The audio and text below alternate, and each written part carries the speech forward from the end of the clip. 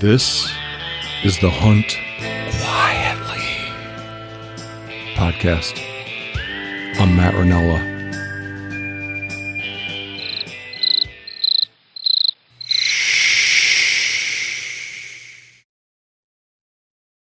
Okay, it's been a while since we podcasted, so I just have a bunch of topics written down here.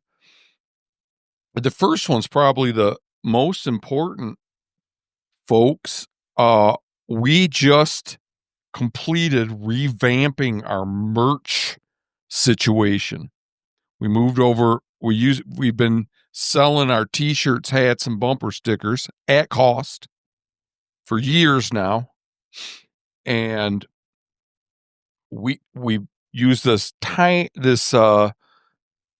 this print shop in this tiny little town where I live, and we went corporate, and so it's a little less authentic now because of that. We went with a big frickin' conglomerate, but the upside is that lowered the cost, and it lowered the cost so much that we can sell them to you, our shirts, hats, bumper stickers, t-shirts, at the same price we always have, but with each sale make a hefty contribution to Hunters for Access, our nonprofit that expresses gratitude through work projects and appreciation gifts to landowners that are enrolled in state-run access programs that allow public hunting. Hey, Matt, can I stop you right there? Yeah. What's your salary for Hunters for Access again? That some of this money's going to go to? Oh, okay, yeah. Well, it's public information, but it's $0. Oh, Yeah. zero. Yeah. So you mean to tell me every single penny is going to access for hunters? Oh, okay. Hunt Quietly and Hunters for Access cost me money. They cost me money. I gross zero on any of this, and I net negative. So a shirt, ladies and gentlemen, is, if you buy a shirt, $10. That's a $10 contribution to Hunters for Access. And Adam, the point he made right there, just to expand on that a little bit, is like, Hunters for Access is not your typical hunting nonprofit.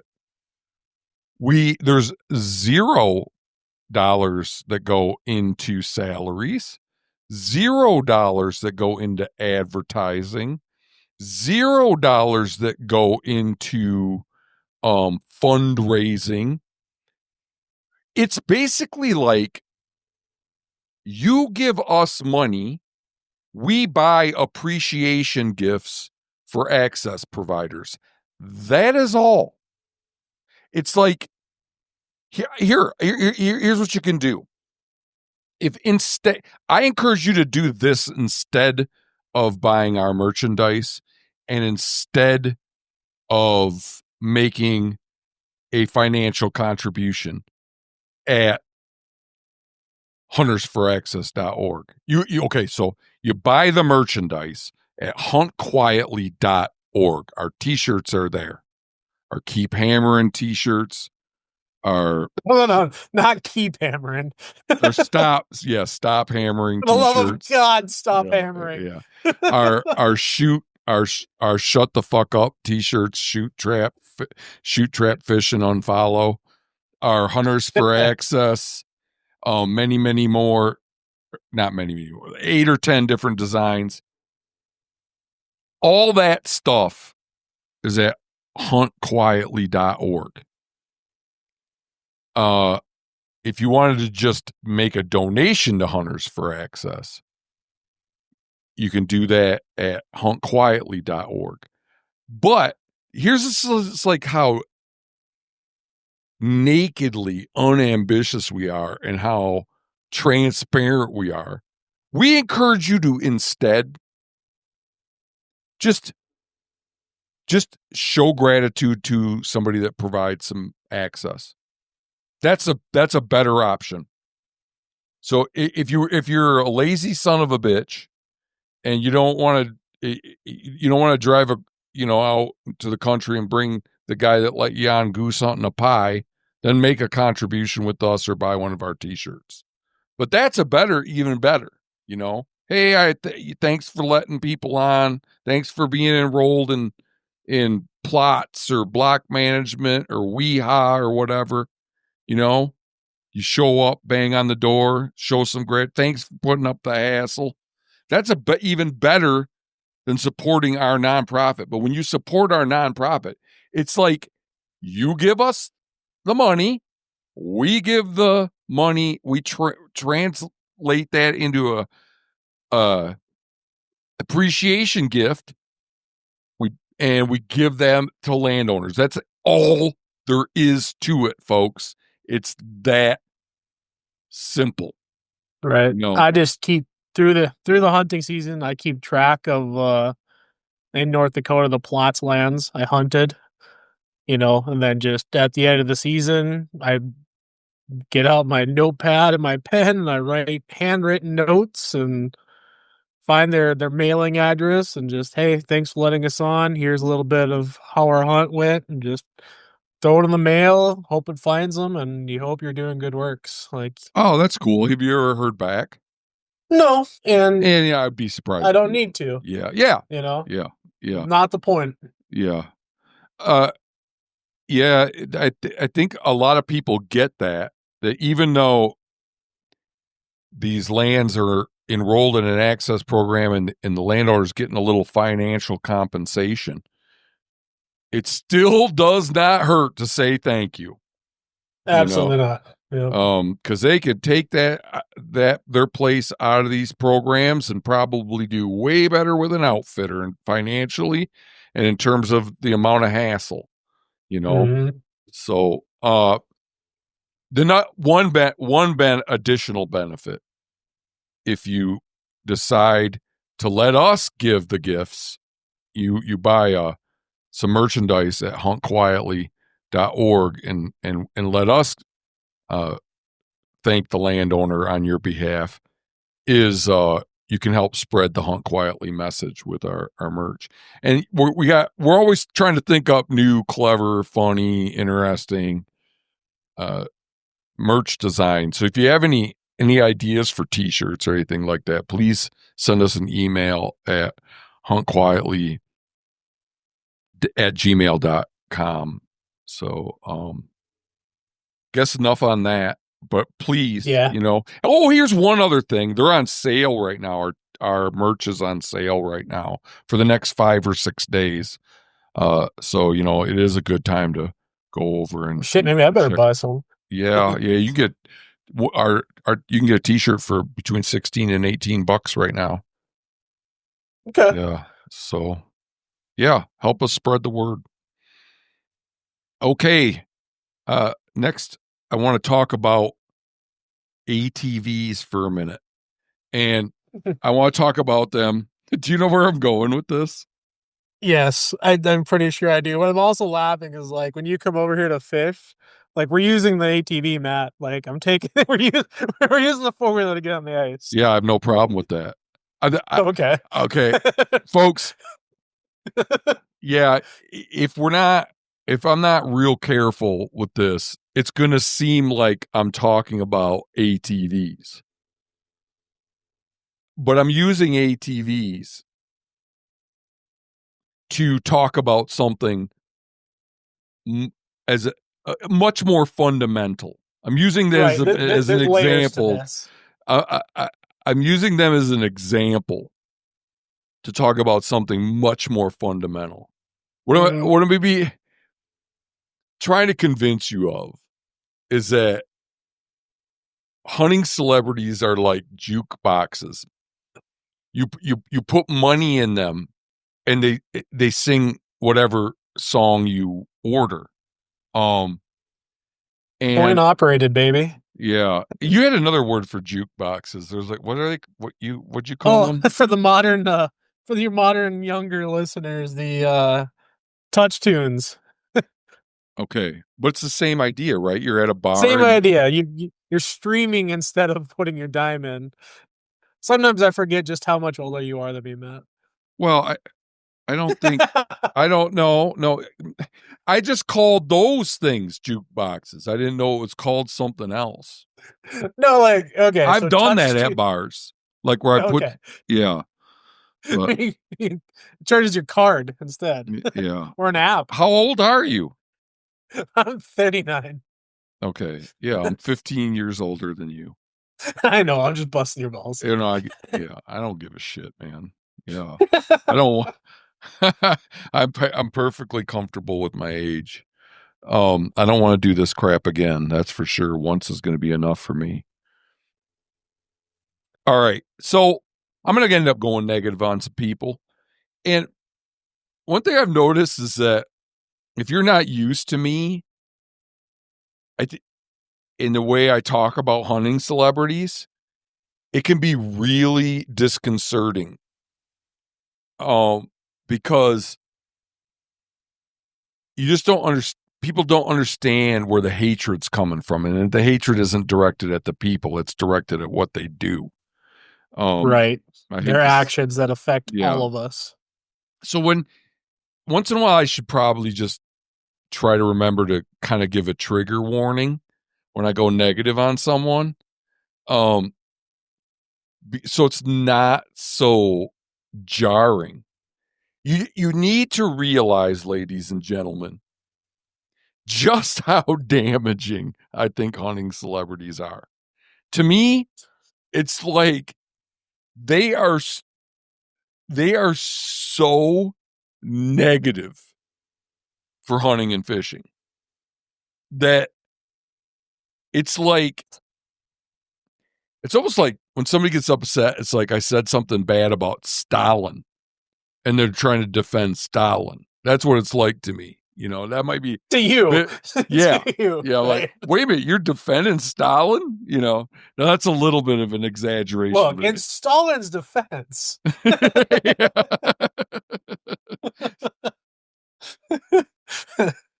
Okay. So with all that aside, um, BHA, Backcountry Hunters and Anglers, which I think of as a deeply broken nonprofit that's largely abandoned their mission statement. Their mission statement has a lot to do with the importance of solitude and how technology is Wait, trampling. wait, hold on. Are we moving on from ATVs or we're No, no, no, circling all no, the way no, no. back? Yep, this is Yeah. okay. I know exactly where you're going with this. Okay. We're Um, bringing this full circle, folks. yeah. It, how technology is trampling on solitude. That's in their mission documents. They talk about that, uh, and it, but I'm like, if you guys value solitude so much, then why are you trying to flood the woods through your R3 efforts? But they also had they're like, technology is partly responsible for ruining solitude in the backcountry, and they have they used to have these bumper stickers that said "Use the quads God gave you." Have you seen those, Adam? Oh yeah. Shit, they would throw those on like gates. People would. Oh, Like gates, like on Forest Service gates, people would buy those and throw them on those gates. So like the guys driving their four wheelers around them would have to see that bumper sticker. okay, okay. I used to have one on my truck. I thought it was funny. I thought it was great. And It like, is clever. It's a really good like message. yeah, and So nothing. There's no bigger buzzkill. And like I said, this isn't really about ATVs, but I will say this: when I'm out mhm. hunting, there is no bigger buzzkill to be kind of hiked in somewhere and hear a motorcycle, a dirt bike coming, or a four wheeler coming down the trail. You know. Uh-huh. Oh, it's awful. Like it I was hunting in the castles once and there was a trail that they had on was open to motorcycles. Can you imagine getting up at like 3 in the morning? You're like an hour and a half into your climb, and you hear that guy fire up from camp and like slowly get his way to you, pass you as you're like an hour into the climb Oh, on this yeah, trail, like yeah, right next to yeah, you, and you're like, oh, great. yeah. I used to hunt on a network of motorized trails. They were only open to dirt bikes, not Mhm. quad runners or side by sides. Like it makes a difference. Well, yeah. I mean, I think there would have been a lot more people in there if it would have been hunting off of four wheelers if it was open to four wheelers, because it's kind Sure, of hard to hunt off a dirt bike for elk, sure. you know. But anyway, I was hunting with a side by side salesman, Steve Ranella. Uh, this was before he became a side by side salesman, before he started selling Can-Ams. And we get up in the morning, got elk bugling, not like a half mile from camp, and it's half light, and we are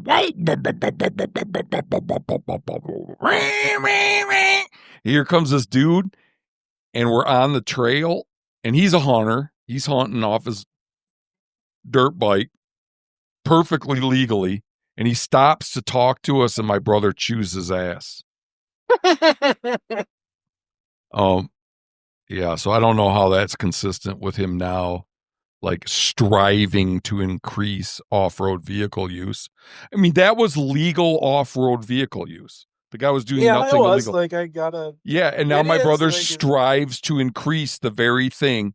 So he yelled at this guy for engaging in legal off-road vehicle use. And now, Mhm. because my brother's getting paid to do so, he advertises. He strives to increase off-road vehicle use. Sure would And be nice if it was just your brother. yeah, well, the other guy one of the other guys I'm going to mention is Ryan Callahan, who's a Meat Eater employee, And and it is largely stepping away from his role at Meat Eater, though he's going to maintain some connections. And he sells side by sides. So now we uh-huh. have it that the new CEO of Backcountry Hunters and Anglers is a side by side salesman. And I don't know how that squares with their old, like, use the quads God gave you bumper stickers. Like, do they now, maybe they'll come up with a new bumper sticker, like, enjoy your Enjoy the quads you bought. use the quad you bought. I don't know, but I mean, one thing that's just a reoccurring theme is that when you mix money and hunting, the hypocrisy, you know, There's a clear runs loser. rampant. There's a loser in there that's 0-4, and it's the hunting. Yeah. like Yeah. like it's the money that wins each and every time. Yeah. Another guy that's all of a sudden uh warm on side by sides is Randy Newberg. Uh-huh. Did you know about this? Yo, Um also Remy Warren. But it's just so they both are now selling Kawasaki side by sides. Like these badass backcountry bros, now they're like, yeah, they're striving to make it so that you hear more loud motors when you're in the backcountry. That's their objective, you know. So in what date did I get this email? Oh, I can't. If I move off of it, okay. It would have been sometime in 2021. Okay, I I I was preparing to have Randy Newberg on the Hunt Quietly podcast. And I submitted to him some questions that I was going to ask him. And in addition to answering my questions on episode 10 of the Hunt Quietly podcast, he submitted written responses. And I'm mentioning this because I'm going to read one, and I don't want you folks to think that I'm disclosing a private email, because in my mind, these are like his answers in written format that we also talked about on the podcast, but we didn't get to this particular tidbit in the podcast. But I don't feel like I'm disclosing something that he wanted me to keep secret or something like that.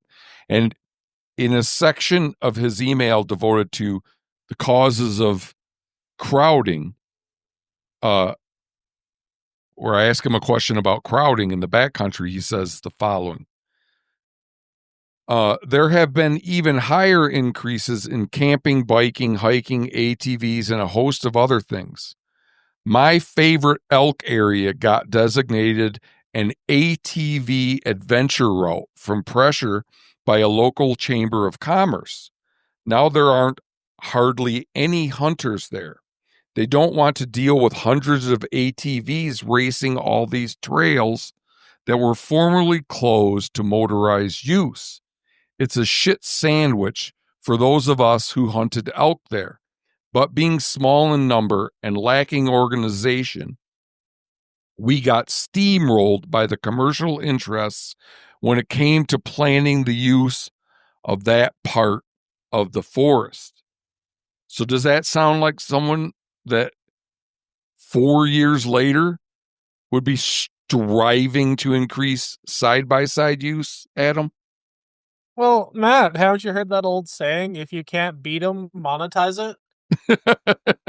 Yeah. Yeah. Oh, did I just make that up? Yeah. Yeah, I think you did, because I've never heard it. I like it. Yeah, if you can't beat them, monetize it. I like it. I like it. Like, it's so Yeah. frustrating to see, like, these are people I used to look up to, you know? Like, and it's been such a turnabout.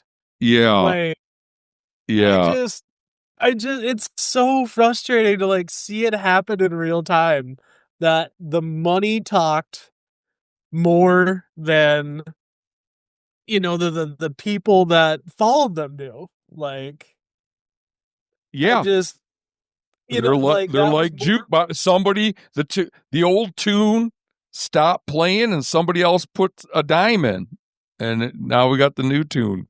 You know. Yeah, I mean, and it's a stark, just it's just so clear as day. Like, we've got so many receipts.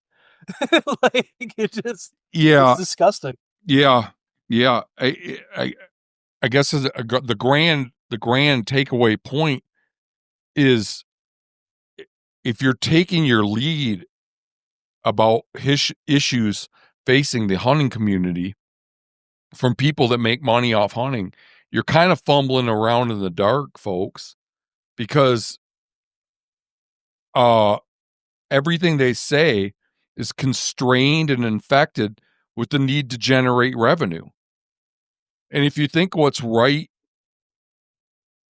for the grassroots hunting community that values high quality, publicly accessible, non pay hunting for hide horns, meat, and personal satisfaction, if you think like what is good for that is good for the markets, I think you have a little more thinking to do, you know, because those things are at odds with what's good for the market is often not what's good for hunting. Uh, Sticking with the Randy Newberg theme, I played this for you uh, maybe a week ago, Adam. I don't know if you Yeah, remember, this but gonna need a little explanation, but we're gonna hash this one out, folks. yeah. So this is Randy Newberg talking about his frustration with people that are trying to keep hunting all of themselves, and they don't like new people, and we need to protect what's ours. And it's pretty clear that first and foremost amongst the people he's talking to. This is a podcast episode from a couple years ago. Let's put specific dates on this if we can. I'd have to look it up. I think it was like 2023. Okay. And it's a podcast. It's on the Hunt Talk Radio. It's a podcast episode with Randy and Andrew McKean from Outdoor Life, the editor at Outdoor Life. Okay. Thank you for helping me remember to give the backstory as best as I can. I should have had the details written down. I want to make this, because this, you guys, your folks, if you're listening, you're going to hear the change here. Well, it's not really the change. It's not a change because the second clip I'm going to play is even older. Okay. But, okay, go ahead. You know what I mean? So I guess maybe there was a change. He went from being selfish to being he went from being wanting to hoard hunting to thinking we need to share it if there was a change. But I don't think it's like he changed through time. I don't know, man, he might be slipping. He might just not know what he thinks. Like he loses track of what he thinks. Like he might be slipping. I don't know. Or when he's talking to one audience, he says one thing. And then when he's talking to another audience, he says something differently. But in either way, this is like a gold medal. He deserves a gold medal for hypocrisy. I mean, it just doesn't get any more hypocritical than this. Check it out. Here's the first of the two clips from the Hunt Talk Radio podcast.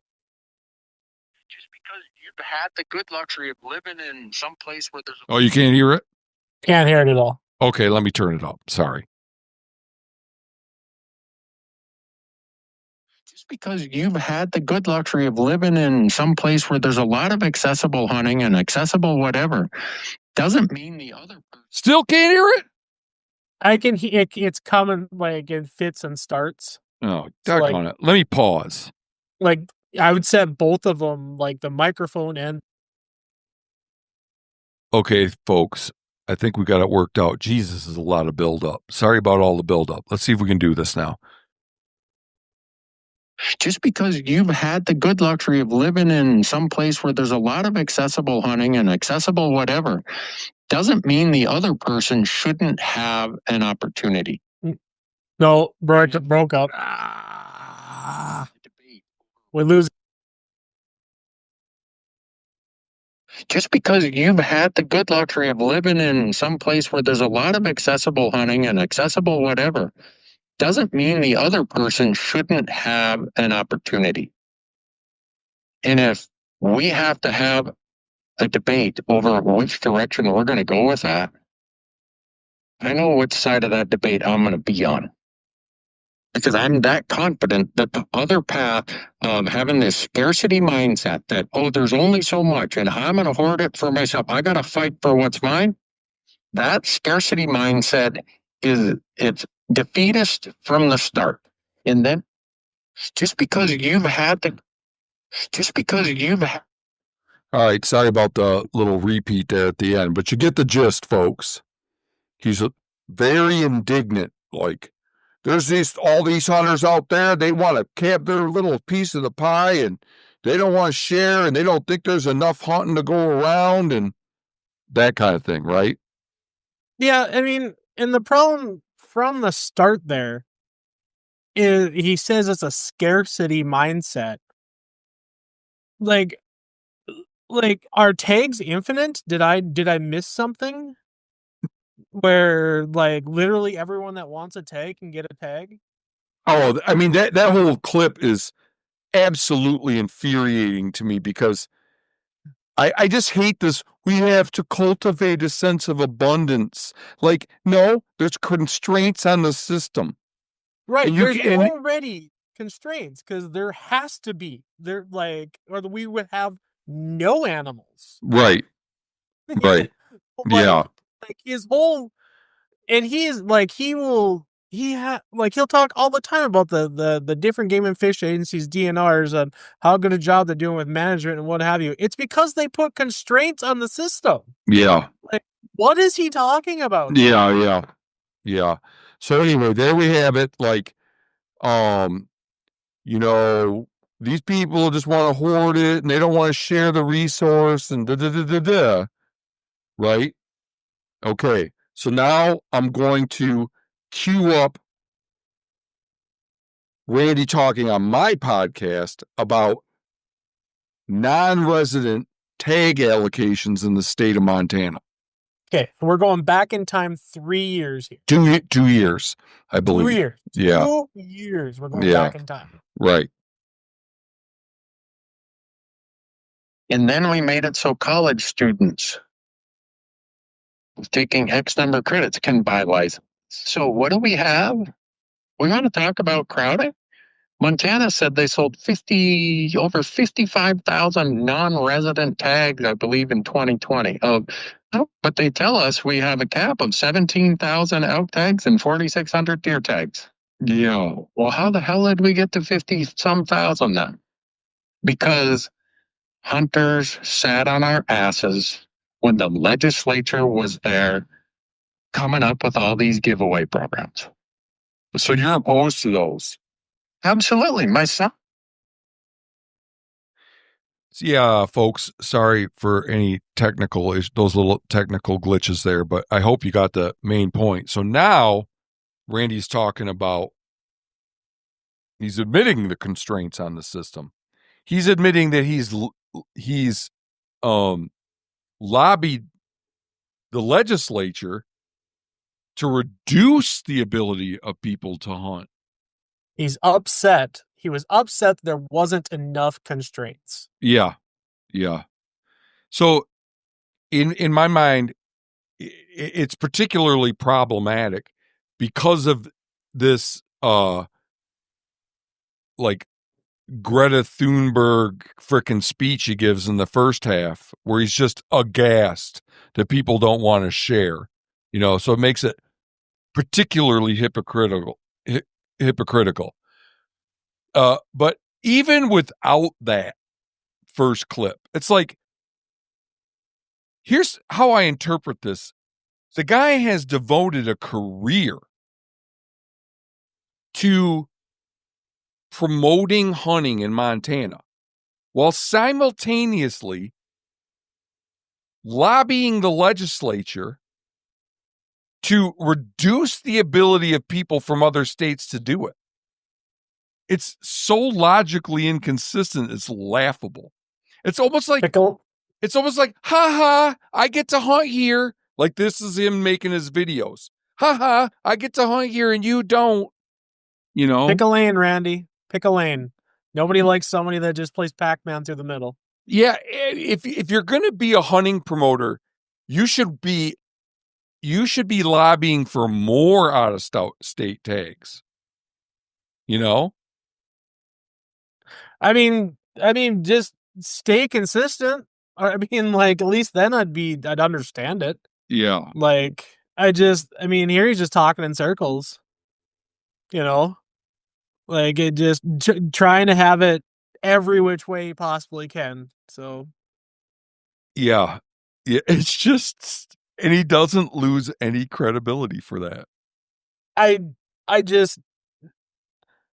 don't know, man. It's like, you get these people with cults of personalities. It doesn't matter what they say. It doesn't matter how, like, things that are impossible to work together, they'll believe them both. According to some dictionary, you know what the word of the year is? 6-7. What? Oh, what is that? Something that kids say? I don't know. I have kids. I don't understand it at all. I read something about, I've never heard a kid say that, but that's like a thing that they say 6-7. We'll move past. I can't begin to explain it, but go ahead. What's the word of the year? Parasocial. Parasocial. Okay. I want to figure out hold on, I'm going to pause again. I want to figure out what dictionary or what institution or whatever has declared that the word of the year, and then I'll read the definition for you. Are you aware of this word? Yes. Okay. So it's the Cambridge Dictionary has deemed it the word of the year. You want to read the definition for people? Yeah, see, I have it as a one-sided relationship, such as between a celebrity and their fans. Yeah. So people don't they don't evaluate celebrities critically because they think that they're their buddies, and they think that, oh, he's always got my best interest in mind, so I don't need to evaluate critically what he says and any contradictions and how he might be impacting my experience. He's my buddy. And it's particularly pernicious with Randy because he's got this oh shucks gee golly kind of he's got that down. Yeah, absolutely, he's got that down. Yeah, he's kind of, I don't know, he's kind of the, I don't know, man, because sometimes I've talked to him on the phone, and he seems like he really does care. But I don't think Randy feels like he is doing anything wrong. I don't feel like he thinks he's causing harm. I don't think that, I think that he thinks that he's got the greater good, best intentions in mind. Like, I think he's got a massive blind spot to the damages that he causes, because he doesn't want to believe that he's causing that damage. Yeah. But it just, any amount of introspection, you think he would go, yeah, I have a history of trying to prevent more side-by-side use. Isn't it interesting that now I'm selling side-by-sides? Like, it would just take the tiniest amount of philosophical introspection to see some of the problems with what he does. And he's got to know how. Okay, so he's the biggest spot burner in the space. But there's no question about it.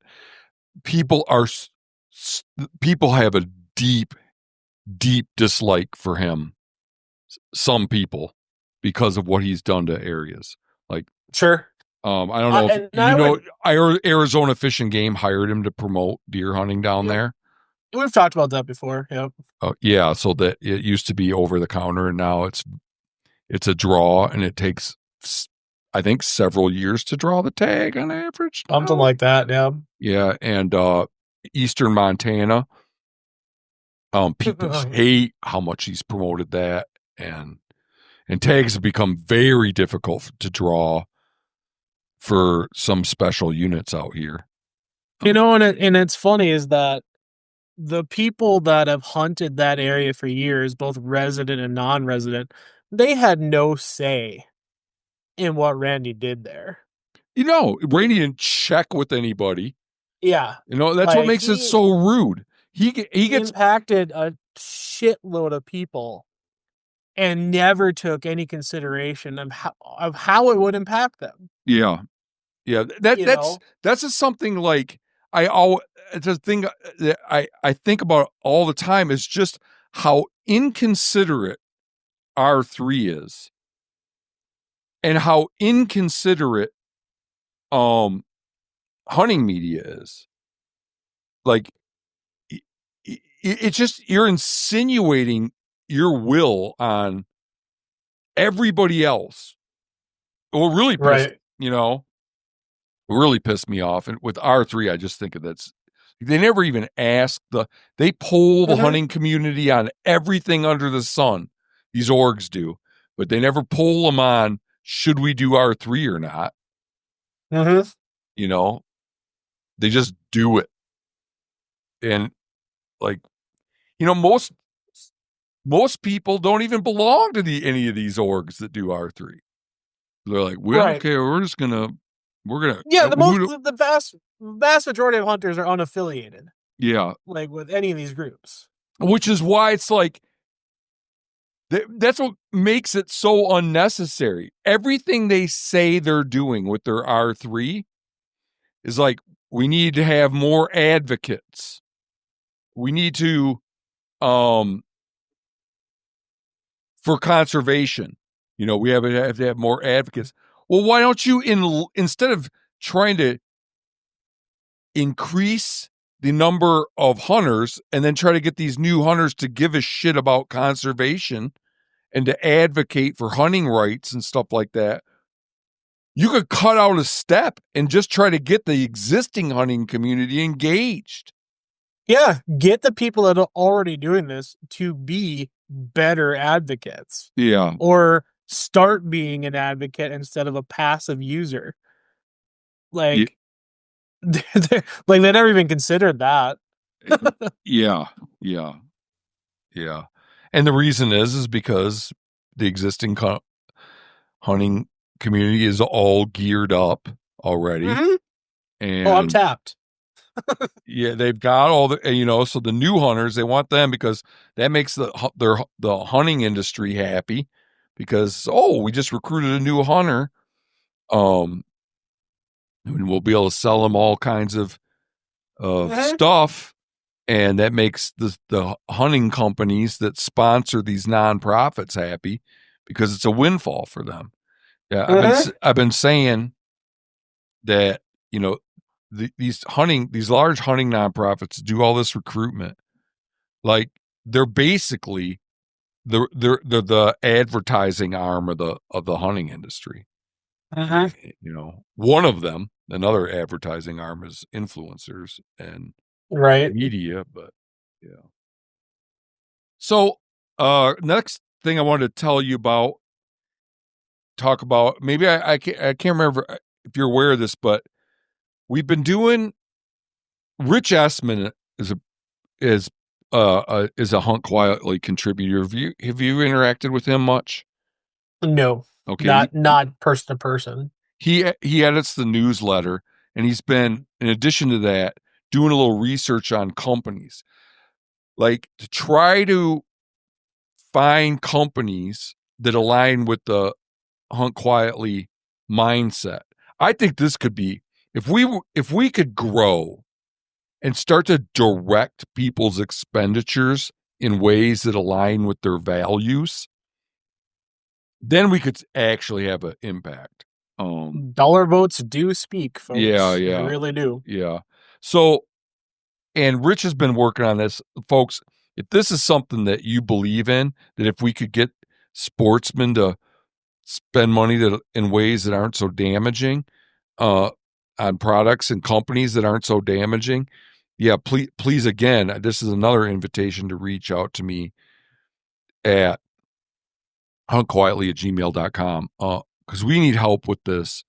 But I want to tell you, Adam, about a couple things that he did that we put out on Instagram, and I'm going to tell the audience here a little bit about these gear comparisons we've done as well. So we're going to talk about one bit of research he did comparing bino harnesses according to several metrics, and then rifle scopes is the other comparison we're going to do.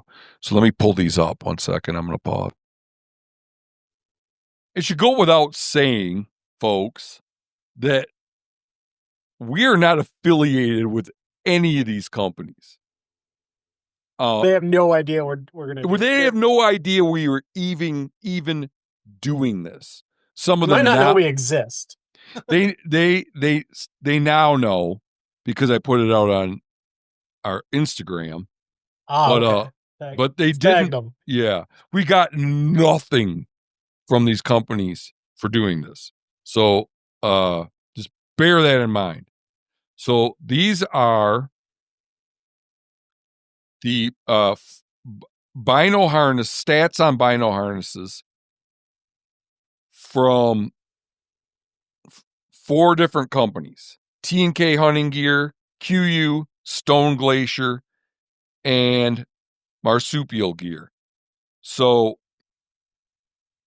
T&K is family owned, veteran owned. Tyler Kath, the owner of T&K Hunting Gear, has been on the podcast. They're a little company in South Dakota. They make kick-ass stuff. So they're family owned. The bino harness is $168. Everything but the magnets are sourced in the U.S. No sponsored hunters. And from 7/1/2025 to 8/31/2025, so over a 2-month period, when we looked into their Instagram, they used 0 dead animals as advertising props, okay? So QU, corporate owned, $129, so it's a little cheaper. $40 cheaper. You just sold, I think. Oh yeah, that's right. They sold to what? A different, like an investment group. Okay. I think. Globally sourced. They sponsored hunters. They sponsor hunters, and they, in that 2-month period, used 31 dead animals as advertising props. Stone Glacier, corporately owned, $139. Sourced globally. They sponsored hunters, and they used 3 dead animals. Then finally, Marsupial Gear. That's they're a family-owned company. $140. They source a lot of their stuff from the U.S., but some stuff from abroad. They sponsor hunters, and they used 8 dead animals in a 2-month period as advertising props. So I think it's pretty clear that from a Hunt Quietly perspective, T&K Hunting Gear is the way to go for your bino harnesses. If you see value in this kind of exercise and you think it has potential, please let me know, because it takes a lot of work to do these comparisons, more than you might think. And again, we could use help with this. So there's one of them. Now let me pull up the other one, the rifle scopes. So the 4 rifle scopes that we compared are from German Precision Optics, or GPO, Vortex, Leupold, and Burris. GPO is individually owned. Their starting scope sells for $420, and Vortex and Leupold are family owned, and Vortex starts at $170, so a lot cheaper. But I'm sure the quality isn't as good either. Leupold starts at $300, and then finally Burris is corporate owned, and their starting price is $160. So GPO is more expensive, but the GPO is going to come out ahead in terms of the other metrics that we care about. Just to let you know that up front. All of these optics companies source their materials globally. GPO doesn't sponsor hunters. The other 3 companies do. GPO used 1 dead animal over the 2-month period as an advertising prop, where the other companies used between 3 and 4. And then with these 4 scope companies, we also gave them a public access rating. GPO got a neutral rating.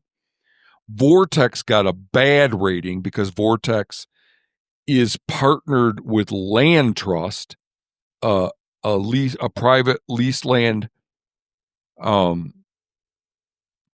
company. They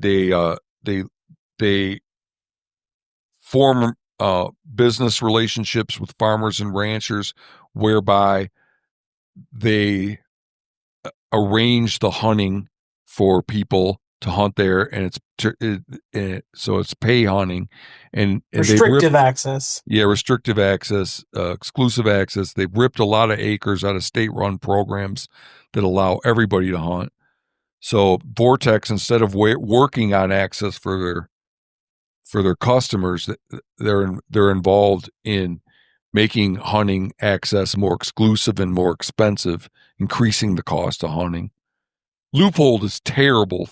It gave them a terrible rating because they, in effect, lease and buy land for their pro staffs.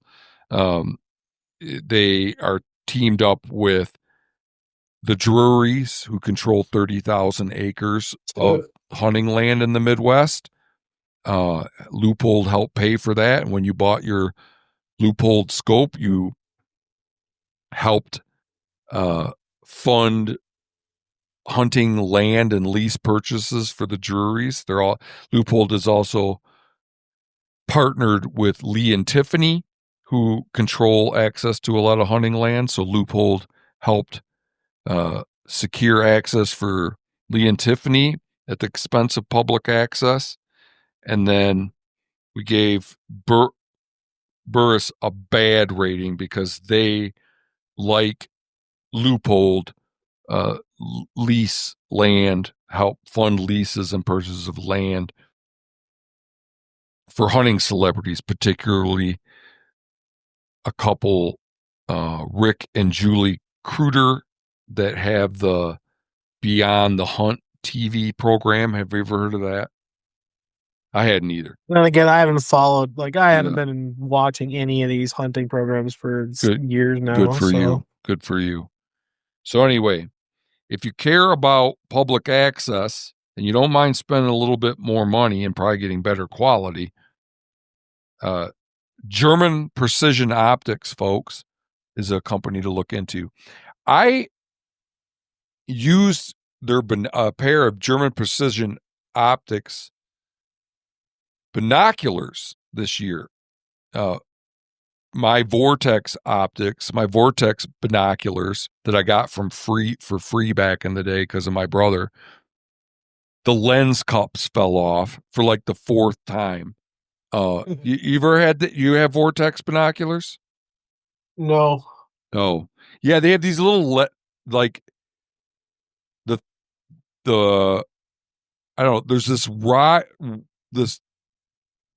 How do you say this? Like the eyepiece. There's this little rubber gasket around it that sticks out a little bit, so that when you put your eye up to it, your eyeball isn't.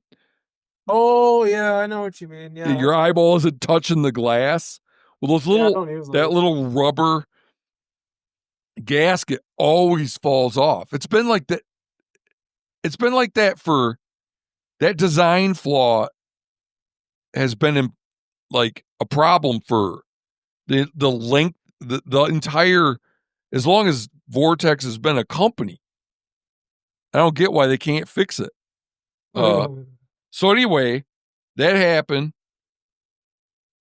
So John Kuntz, our good friend and the president of Montana Hunters for Access, lent me his GPO binos, and I was very impressed with them. The quality, they like very, very good optics, very good, like very clear, sturdy binoculars. I like them way more than the Vortex, even when the Vortex are functioning properly and don't have the missing eye cup. So I'd say just in general that they appear to make a pretty good product. So there we go with that. Then the only other thing I have on the agenda, Adam, is I thought maybe we could take a minute and talk about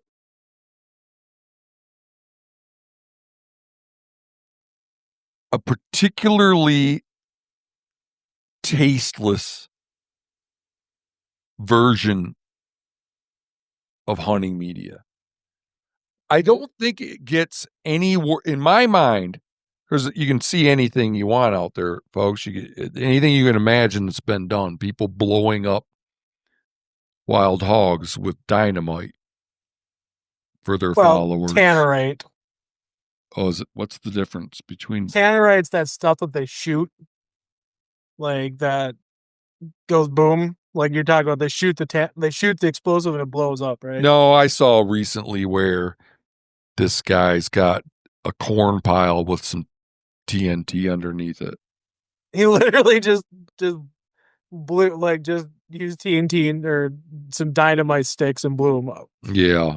Or people shooting a duck and it's alive and they're playing with the duck, holding it in their hand and filming it. Oh, well, okay. So we shoot all the ducks that are alive, but you mean like after they've retrieved it?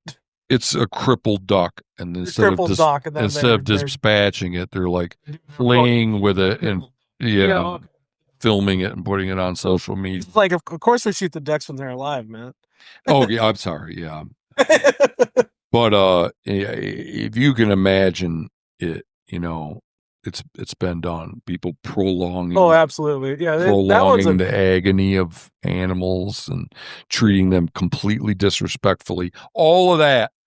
Still, I think the worst is when somebody shoots something and they immediately film themselves talking to their followers or selling a product.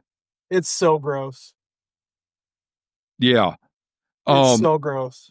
Oh, thank God for the 130 grain AccuBond and Savage. Yeah. The whole rundown NASCAR level. This is the equipment I'm using. Yeah. Yeah. I was going to play a couple clips, but I don't think I will, because we'll just have to go through that hassle setting it up so you can hear it again. But right, there's one. Everyone's we know what it is. We all hear it. There's this one that somebody just sent me of John Dudley. You know who that guy is? Yeah. I think he's ex-military. He's a very good archer. Yeah, he's archery aficionado guy. Yeah. Not to say he knows what he's talking about. Yeah, absolutely. He's a fantastic archer, but what the fuck does that have to do with anything under the sun? Right. So he can do gross shit because he's a good archer. It doesn't doesn't give you a pass because you can shoot a bow well. You know? Sure doesn't. Somebody just sent me this video of him on Instagram, and he's got this deer that he's just shot. The thing just died. It's got blood all over it. And he's talking about, I couldn't have got this deer killed without my game cams. And these game cams are on sale now, so get them while they're hot. I mean, when I shoot something, like after weeks or sometimes months of hunting, I finally kill an elk or kill a decent deer. I have so many emotions and thoughts going through my mind. I just can't imagine being like, now would be a good time to move some product. Yep, straight to my sales pitch. And it's like, if I was a non-hunter, first of all, I would look at that and think it would make me more inclined. It would move me towards looking at hunting unfavorably. It would move the needle towards thinking that. But so there's the damage that comes from it.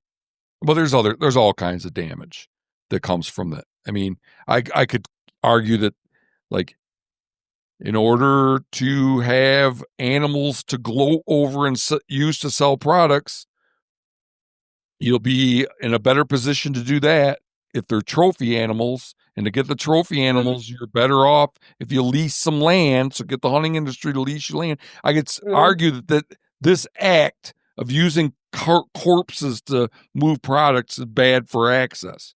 It's bad for our motivations as hunters. It's bad. It gives us a black eye. There's everything I care about, I could say that that's bad for, but there's something else, man. It's disrespectful. And it cheapens hunting. It makes it takes something that's sacred to people like you, Adam, and me, and cheapens it. And I freaking hate it. I just can't imagine. Like, you'd have to lose all the joy out of hunting to have to turn to the camera and immediately go through your sales pitch, because you've got all the people in your head, your checklist of your sponsors that you have to name, to get paid. Like, I can't, like, it's not about the hunt anymore. It's just about that paycheck at that point. Yeah. Like, hunting should not be a job.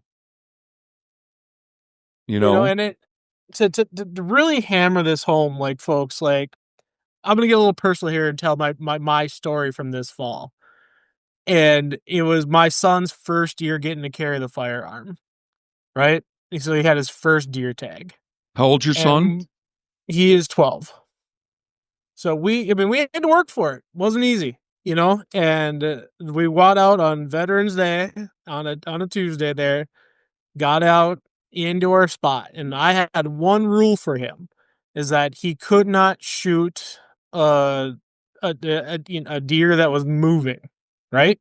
So we've been on several hunts already, back in September in the youth season, regular part of the season. We tried a new spot, and I said, you can't shoot anything moving. So we weren't there very long, and all of a sudden that single file line of mule deer started coming at us, or, to the side of us. And he, to make sure he didn't shoot anything moving, he was on his tripod. So he had to keep, like, bouncing a little bit of right, pushing into me until he can finally get the right angle. And the first deer that stopped, where he had a good sight, he drilled it, right? Shot, deer went down. And, I'm coaching him, put another round in just in case, but I knew that, that deer never took another step.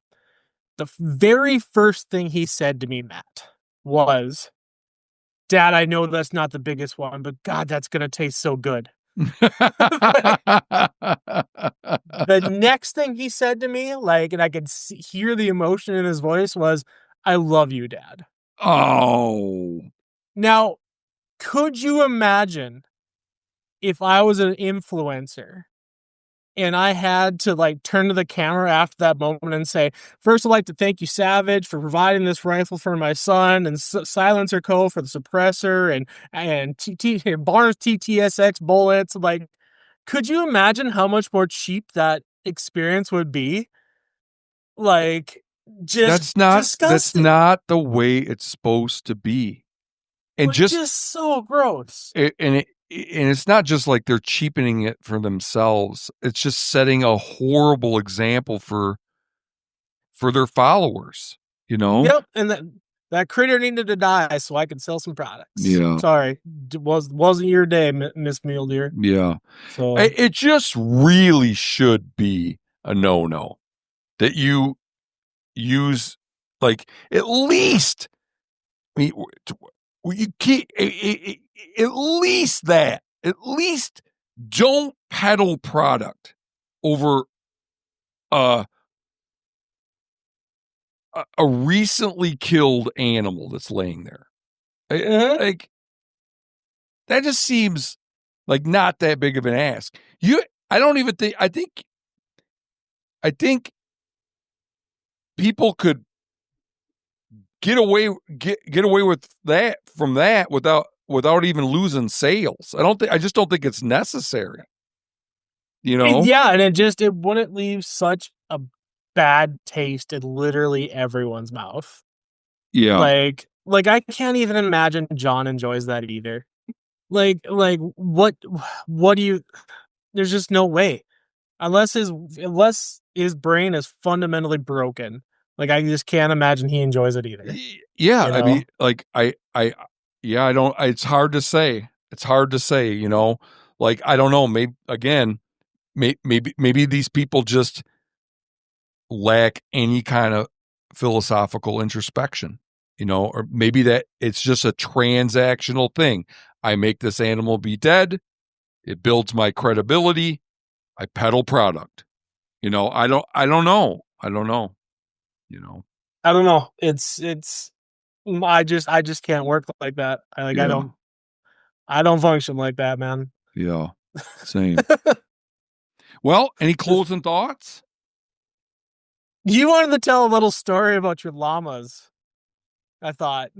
I did? About the influencer with the llamas. Oh! Let's land it. Let's leave on a funny. Yeah. And I can't say this chick's name. No, we won't drop her name because. Oh, I can only not say it because a friend of mine is involved in this story. Well, just go ahead. This is hilarious. So yeah, a friend of mine was wanting to borrow my llamas for a hunt, and he wants to take this influencer with him. I think he's kind of like trying to mac on her, And okay, folks, for you younger ones at home, that means he'd like to date her. But go on. God damn it, man! My slang is that outdated that I have to have someone translate. For you older folks, he's pitching woo. And I said, "Yeah, you guys, you could take my llamas, but you're not going to use them for content generation." And I'm going to stop you right here, Matt. You were so selfless in letting people go out hunting. You're letting them take your live animals, your llamas, your pride and joy. You're even going to loan them to an influencer. And I lent him my truck and trailer. My friend did take them. Just because you want them to go out and have a good experience. Yes. And you're willing to do that. Yeah, I lend my llamas out all the time to people. People I barely even know. But this is a person you actively dislike what they do. Yeah. Right? And you're still willing to do it. Yeah. Yeah. Well, anyway, when she found out that the rules, she bailed. She bailed on the hunt. At first, I thought she wasn't going to go at all. But no, she just found she batted her eyes at some other guy. Like, this chick's got like 50,000 followers. She's got like guys drooling over her. So she just batted her eyes at some other guy, and he took her without llamas. But still, like, you totally change your hunt plan because you can't peddle product on the hunt, And this girl has a full-time job, I'm blown away. Hey, I'm gonna make this hunt on you really easy. We're gonna give you some llamas. They're gonna carry all your stuff. All you do is just gotta set the camera down. No. Yeah. How many man hours, woman hours, hunter hours a year wouldn't even occur, if like that people couldn't film it and put it on social media. Many thousands, I'm sure. I'm just blown away. Which when you think about what a big problem crowding is, and ability to get tags, like how hard it is to draw good tags, that to me is just another example of something that could be so clearly should be rectified. That people that wouldn't go if they couldn't generate content should be disincentivized from hunting, which could be accomplished if we just averted our eyes and stopped looking at what they put out. Then that incentive, these perverse incentives to hunt, would go away. Yeah. Yeah. Thanks for reminding me of that story. Yeah. It just, I mean, maybe we'll bring it up a specific one at a later time, but I found like a discussion thread today of a guy that was saying that he likes to hunting. He refuses to eat any game meat. Like just thinks it's yucky, won't eat it. And I really want to deep dive into. So, what are your motivations then? Yeah, like, like yeah. I don't know. I haven't thought through why I'm this way exactly. But let's say I got bit by a Lone Star tick. You know what that is? Mm-hmm. And they give you the meat allergy. Yep. We've discussed it a bit. Oh, you and I have? Yeah, me and you have. Yeah. Oh, I would. If I had a meat allergy, I would not hunt. Right. I can't go and kill something and then just give all the meat away. I just can't. I just can't imagine it. And like, I even have a hard time going like with people, and they hunt, and then we get done the hunt. It's usually birds, and they're like, "Yeah, I don't want any of them." Yeah. That I don't like that either. I don't like Like, that I either. can understand, like us, like if like we have a bad day and like we didn't put together a full limit, and we get home and my cousin's like, you take the birds this time, I'll take them next time. That way we each get a complete meal rather than like a half meal, you know. But that's not what that is a lot of times. As soon It's as just there's like, not a deep connection between killing the animal and food for everybody involved, it just gets kind of icky. Well, and I think, you've mentioned, like, what do you say? Hide, horns, Meat, meat, and personal personal satisfaction, enjoyment. personal So enjoyment. yeah, I think the meat is the prerequisite. Yeah, that's the And most important. that's the prerequisite, and then the other three are add-ons. Yep, agreed. But if you're just out there just for the sake of shooting shit, like, you like it's gross to me, even if you're like not gonna put it online, but I like just going out and shooting shit. Yeah. It's like, damn, man, like, yeah, that's why I don't like Hunters for the Hungry. and I struggle with it because it's like, if you are to a point where you're in a position to donate to Hunters for the Hungry, then you over harvested. Yeah. What instead of Right. instead of shooting stuff you don't need and donating to Hunters for the Hungry, you could spend less. Here's what you could do. Go buy food for hungry people. It'll cost you less. It'll cost you less money because hunting's expensive. You know, or people fly out to Montana from other states, shoot a mule deer, fly the head home, and donate the meat to Hunters for the Hungry, and feel like they did something. And folks, that happens all the time. You could have bought 4 steers for the hungry with what you spent on that trip. It's like, where it's the worst? In Alaska. Oh. Like, because these guys can, they get, especially with moose, and they're like, it's going to cost me how much to fly that moose home? This thing is how damn big? Yeah. And they're just like, they don't realize just how much work a moose is to break down, butcher, and just how much meat it is. I flew a moose. Well, I didn't fly a whole moose home because my brother lives up in Alaska. So I gave half of it to him and his friends, and I flew half of it home. But it's part of the reason why I've never, I don't want to do an Alaskan moose hunt, just because I know the logistics of getting a moose home. It's not that I don't want the moose, it's that I realize it's not easy. There's closer places that I can get a whole moose and make sure that I could do a good job and get it into my freezer. Yeah, a caribou's much more doable. It's way more manageable. Yeah. So, but yeah, that's like, I've read that. That's a huge problem. Like guys doing a shitty job butchering and then they'll drop it off at like the nearest Inuit village. Like, oh, really?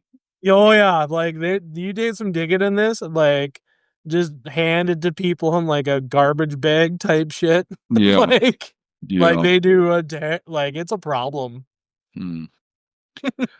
So, all right. Well, I'm gonna go eat my supper. So I thank you for taking the time. It was fun catching up with you, and we'll do her again sometime soon. We'll see you in a few weeks. Okay. Take care. Happy holidays. Later. Yeah, you too.